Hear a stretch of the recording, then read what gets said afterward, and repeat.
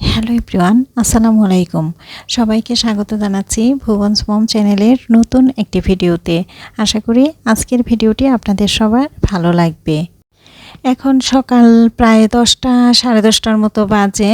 তো সকালবেলা বাজারে গিয়েছিল, বাজার থেকে এই ছোট মাছগুলি কিনে নিয়ে আসছে। তো এখানে অনেক রকমের মাছই আছে। এই মাছটা হচ্ছে কাইকা মাছ আমরা বলি। তো ছোট পোয়া মাছ আছে, তারপরে গুলশা মাছ আছে, চাপিলা মাছই বেশি, আর নানান রকমের মাছ আর কি। তো এই ছোট মাছগুলি কিন্তু কাটা ভীষণ কষ্ট, কিন্তু খেতে কিন্তু খুব ভালো লাগে। তো আমি কিন্তু সবগুলি মাছ কেটে নিছি, অনেকটা সময় লাগছে, অনেকটা সময় নিয়ে কাটতে হয়েছে। এখন মাছগুলি সব ধুয়ে নিব পরিষ্কার করে। তো একদিন একটু কষ্ট করে কেটে নিলে দেখা যাবে যে অনেক দিন আবার খাওয়া যাবে। তো সবগুলি মাছই ধুয়ে নিছি, ধুয়ে তারপর একটা চালনিতে রাইখা দিছি। এখানে পানিটা একটু ঝরলে এরপরে বক্স করে রেখে দিব। আজকে মাছগুলি আমি এইভাবে রাখছি, ছোট ছোট পলিথিন করে প্যাকেট করে, তারপরে কিন্তু বড় একটা বক্সের মধ্যে রাখছি। কারণ দেখলাম যে ছোট বক্স আমার একটু শর্ট আছে, তো এজন্য এইভাবে রাখলাম। তো এরপরে কিন্তু মাছ কেটে ধুয়ে পরিষ্কার করে একেবারে গোসল করে চলে আসছি, কারণ মাছ কাটাকাটির পরে কিন্তু আর গোসল না করে থাকা যায় না। তো এরপরে চলে আসছি দুপুরের রান্নাটা করার জন্য। তো ডালটা বসাই দিছি, ডালটা হয়ে যাচ্ছে, আর এদিকে ভাত হয়ে গেছে, ঢেঁড়স ভাজিও হয়ে গেছে। আর শিং মাছ রান্না করব। শিং মাছের জন্য আলু আর পটল কেটে নিছি, আলু পটল দিয়ে শিং মাছ রান্না করব। তো এখানে ভাত আর ঢেঁড়স ভাজিয়ে রেখে দিলাম টেবিলে। তো এখন ডালটাও নিয়ে যাচ্ছি। ডালটাও ভুনা ডাল করছি, পাতলা ডাল করি নাই। তো টেবিলে খাবারগুলি রেখে দিলাম, আর এখন এই যে শিং মাছটা রান্না করব। তো সব মশলা দিয়ে মাছটা একটু কষিয়ে নিতেছি। তো মাছটা একটু কষানো হয়ে গেলে এরপরে এখন এখানে আলু আর পটল দিয়ে দিলাম। শিং মাছ শক্ত মাছ, তো এভাবে আলু আর পটল একসাথে মাছের সাথে কষালে কিন্তু মাছটা ভাঙে না। তো এই জন্য এভাবেই কষিয়ে নিলাম। কষানো হয়ে গেলে এরপরে পানি দিয়ে দিলাম, কাঁচামরিচও দিয়ে দিলাম। হয়ে গেছে, এখন ধনেপাতা দিয়ে তারপরে নামিয়ে ফেলবো। আর তরকারির কালারটা কিন্তু অনেক সুন্দর আসছে, কিন্তু এইখানে কেমন যেন আসতেছে। তো যাই হোক, আমার রান্না বান্না শেষ। আর এই যে আমার হাজবেন্ড কিন্তু এখন বাইরে চলে যাচ্ছে, তাদের বন্ধুদের একটা প্রোগ্রাম আছে সেইখানে। তো প্রথমে ভাবছিল যে যাবে না, তো এখন সবাই ফোন দিতেছে যাওয়ার জন্য, এই কারণেই এখন যাইতেছে। তো যাই হোক, উনি তো চলে গেলেন, উনি তো আর দুপুরে খাওয়া দাওয়া করবেন না বাসায়। আর এদিকে আমার রান্নাটাও কমপ্লিট হয়ে গেল। শিং মাছ রান্না করলাম আলু আর পটল দিয়ে। তো আজকে দুপুরের খাবার হচ্ছে ভাত, আলু পটল দিয়ে শিং মাছ, ডাল ভুনা আর ঢেঁড়স ভাজি, এই আজকে দুপুরের খাবার। তো আমি তো রোজা রাখছি, আমি তো আর খাবো না, আমার ছেলে খাবে একাই। তো ওর বাবা থাকলে হয়তো বা দুজন একসাথে খেত, কিন্তু আমার ছেলে একাই পরে খেয়ে নিছে।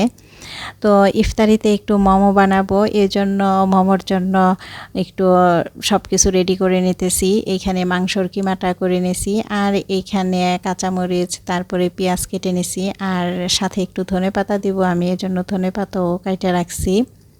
আর এখানে গাজর আর পেঁয়াজগুলি ফ্রিজে রাখা ছিল, সেটা বের করে নিছি। তো এতগুলি তো আর লাগবে না, এই কারণে এতগুলি আর আইস ভাঙবো না, এখান থেকে যতটুকু দিব অতটুকু শুধু কেটে উঠাই নিতেছি।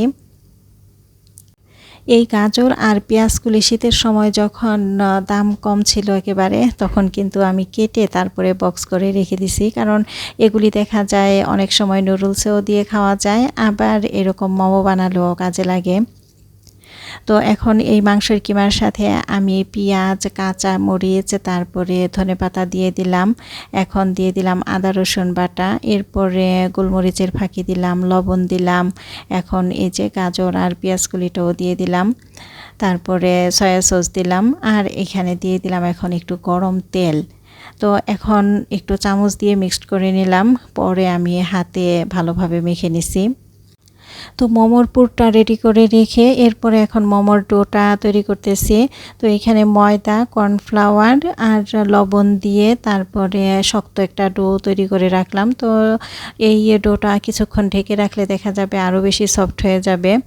এখন মোমোর সাথে খাওয়ার জন্য ডিপিং সসটা রেডি করে নিতেছি। এখানে চিলি ফ্লেক্স আর মরিচের গুঁড়া দিলাম, তারপরে এখানে সাদা তেল দিলাম। আর এই তেলটা কিন্তু ভাজা ছিল না।